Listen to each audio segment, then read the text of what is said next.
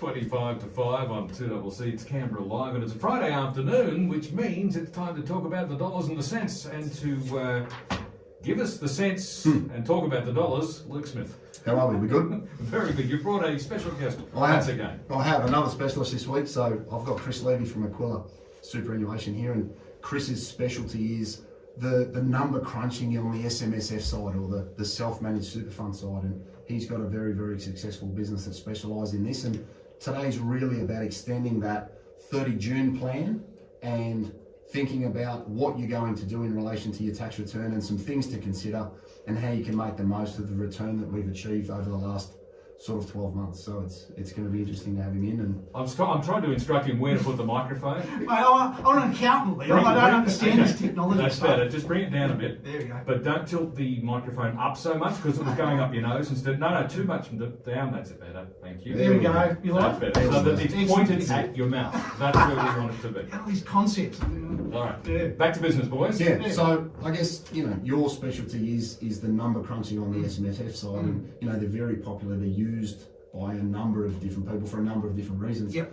What are some of the things that people would consider having in their fund, or reasons why they'd have a fund and have someone like you, do the number crunching? Oh, well, look, I mean, in terms of what they might want to have in their fund, I mean, it's basically the sky's the limit. And that in itself is a reason why people set up self-managed super funds.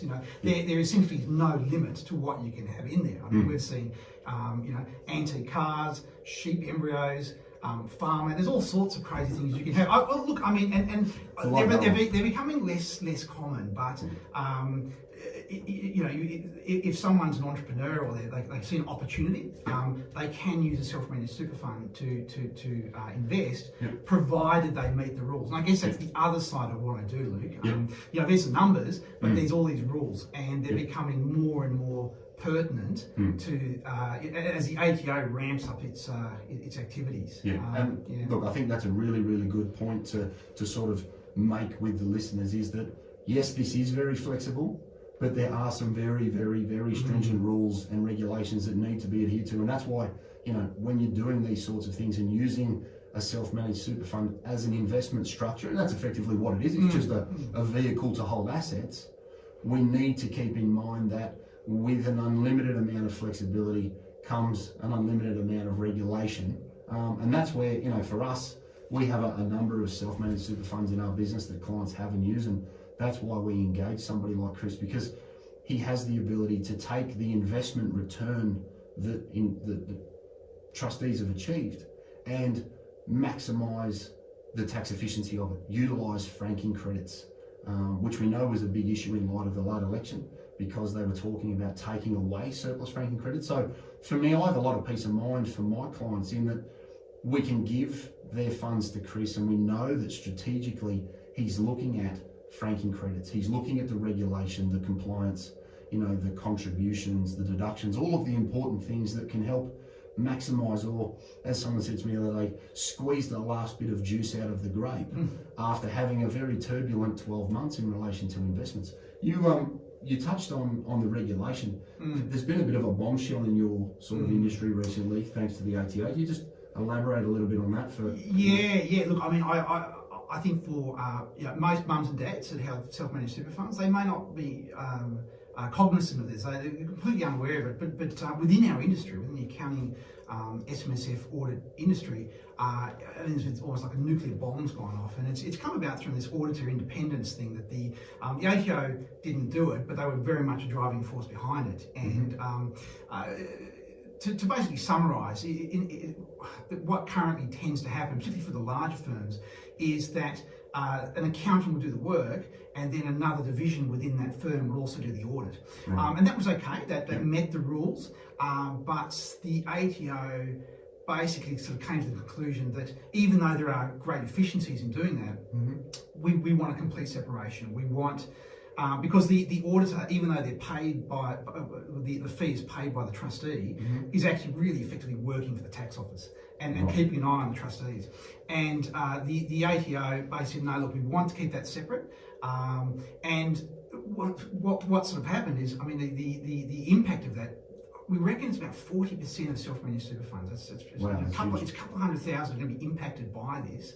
and because accountants have been so busy, they haven't had a chance to really shift, work out their audit solution. So does that mean then that someone's existing accountant will do one part of the work? Correct. You may keep your existing accountant to do the accounting side of things, but then they would have someone like yourself or another audit provider then have that Chinese wall, for use of a better term. That's exactly right. It's a proper Chinese wall. There's a separate firms, and the dilemma is that a lot of these audit partners in these bigger firms have sort of said, well, look, I don't want to do audits outside of my own firm, and then just leaving the industry.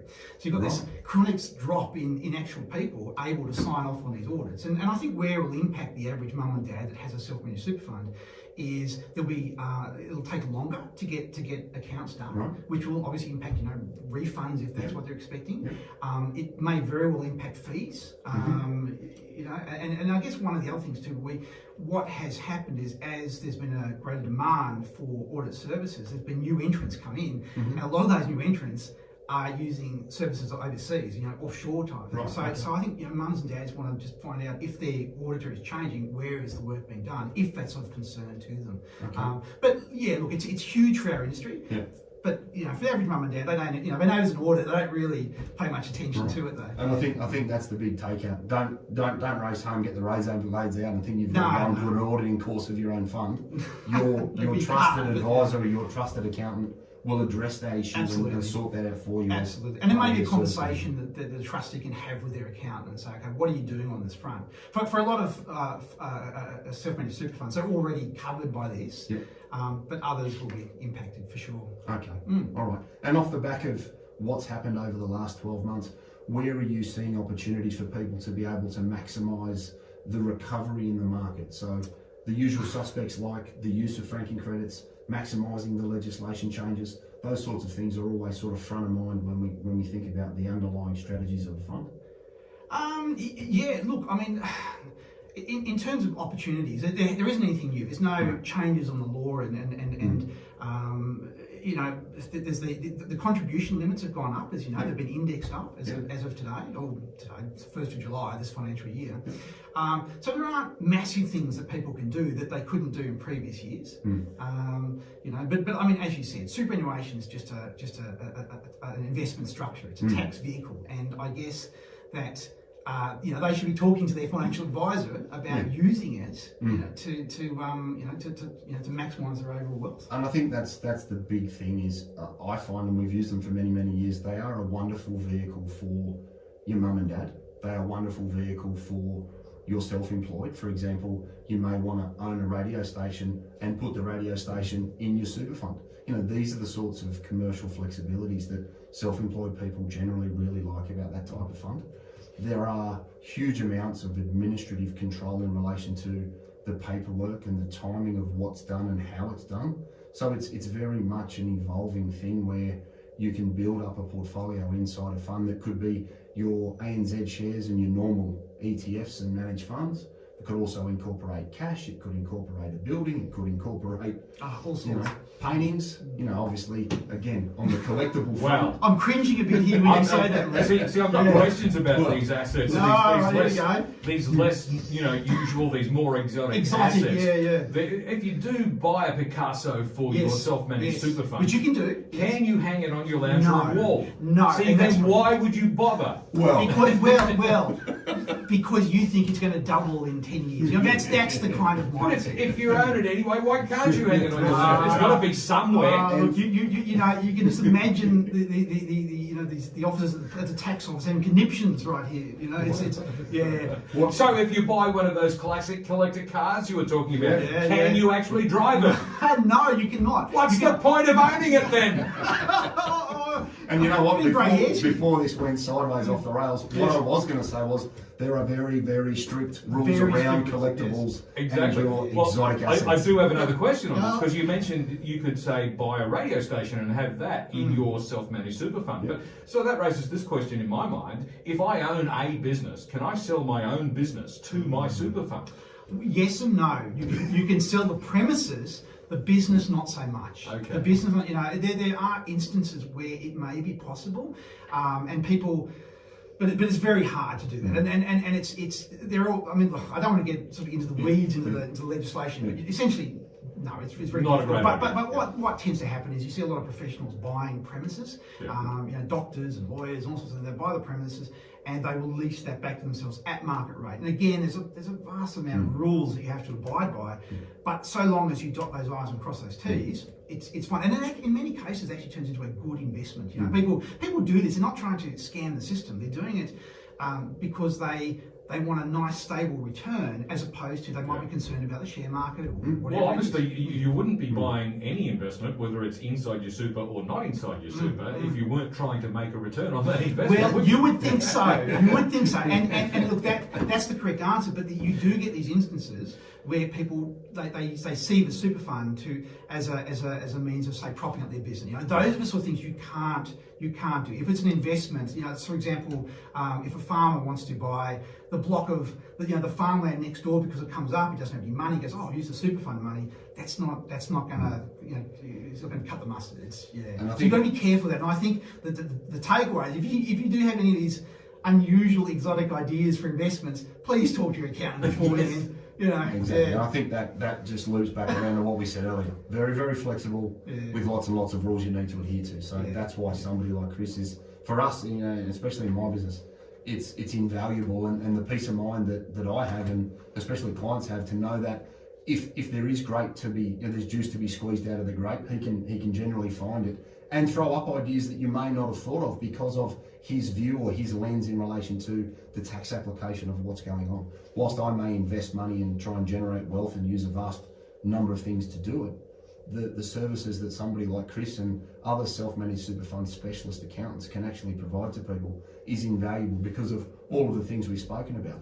Being able to have a conversation, and this is the thing people need to remember, you're open to the public. Like, it's not that you consult just to professional firms like mine. If mum and dad, Mr. and Mrs. Smith, want to use Aquila Super, they can actually reach straight out to Chris as a wholesaler and engage his firm and others like it to be able to go straight to the source. Because from a wholesale perspective, it comes down to price in a lot of instances, and he prices a little bit differently to most because the general misconception is that a self-managed super fund's expensive. When in actual fact, Chris's firm, as an example, they price on the number of assets in the fund, not the value of the fund. So it's a rather unique way of looking at the work that they have to do and what they charge. So again, it's another one of those misnomers that people think, oh, I don't want a self-managed super fund because they're really expensive. In actual fact, I find the bigger the fund, the cheaper, more efficient they are to run in a lot of instances. Absolutely. You agree with that? Yeah, I do. I mean, look, at the end of the day, it's the investment mix, and I mean, this is not unique to specialist accountants. It's the accountant mindset of how many hours does it take to do, and it doesn't matter if you've got 100,000 or 10 million.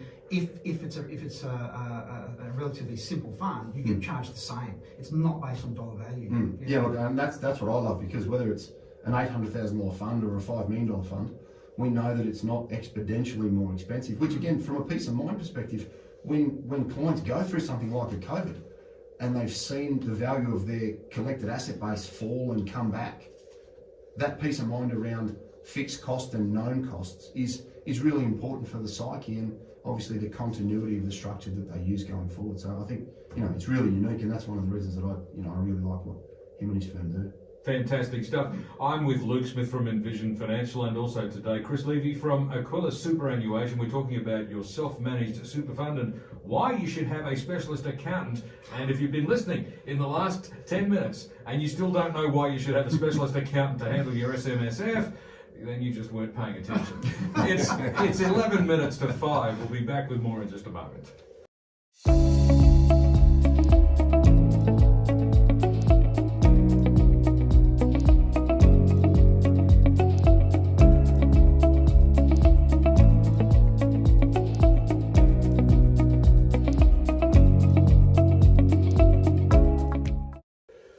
TWC, it's about 7 minutes to 5, and with me in the studio it's Luke Smith from Envision Financial. Also today is a special guest, Chris Levy from Aquila Superannuation. So, as we wrap things up today, we've been talking about your self-managed superannuation fund and why you need a specialist accountant to help you out with running that. So, what are the most important points about what a specialist accountant can do for you? Right. Well, I mean, having an accountant that actually knows about self-managed super funds can basically, but it'll identify all of the, the things that you need to put into your tax return. It can cause or basically prevent issues with the tax office down the track. And I guess it's sort of contrasting it to an accountant that doesn't know about self-managed super funds. I mean, what we have seen is people, they miss out on tax deductions. They end up paying more tax. They miss out on opportunities for pensions. There's a whole range of things. So having someone that knows what they're doing, can be beneficial in a whole range of different ways. So I've already got an accountant. Why do I need somebody else? Aren't all accountants fully informed? Yeah. No. Well, look. There's a lot of good ones out there. There's also a couple of bad ones, and I guess the thing is, you don't know. It's like a mechanic. You don't know whether they're good or bad. I think that every self-managed super fund trustee can educate themselves to some extent as to what they can and can't do. Quiz their accountant about it, and it should be fairly obvious fairly quickly whether they actually are across it or whether they're just it's not in their wheelhouse. So from a scale perspective, to give the listeners an idea of the volume of work that your lot get through, how many audits would you do roughly over a course of 12 months? Right, well the audit side, which is predominantly where we work for other accounting firms, I believe we're starting to nudge 10,000 a year. So we are, we don't know for sure, but we're somewhere in the top handful in Australia. Right. Which is not bad from a business that started out in the stationery cupboard of one of the big four firms here, from Canberra. So quite proud of it. And then on the tax side, yep. When it comes to doing the returns on that, on that side, you do that. There's a couple of thousand. So there you go.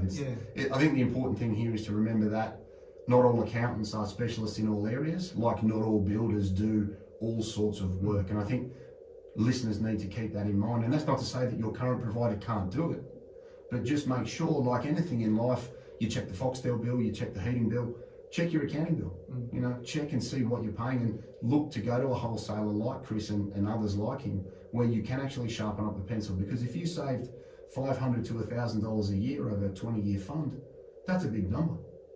So be mindful of that, and don't always assume that what you're doing is the norm, because it may not be. Because as someone says regularly on the radio, you don't know what you don't know, and this is a wonderful example of that.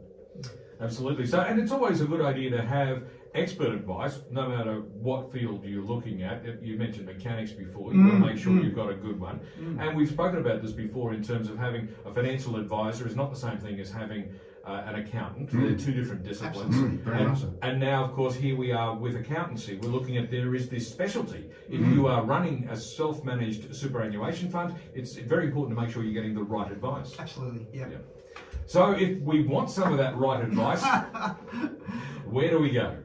Our main office is here in Canberra, and look, you can find all our details on our website at www.quillasuper.com. We have offices in Brisbane and Sydney, not that you can actually go to the Sydney office at the moment. Go